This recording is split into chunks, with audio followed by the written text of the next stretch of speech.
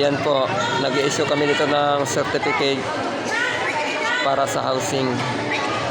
Yan si Mamers Montesilio, si Sir Neto Montesilio, si Ma'am Narcisa Estrada, Sir Daves, yan po si ating taga-validate.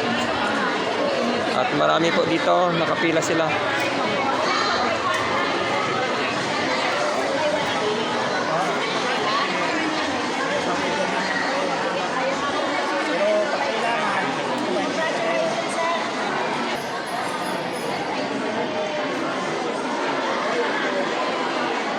Dito po ito sa bayan ng Gloria.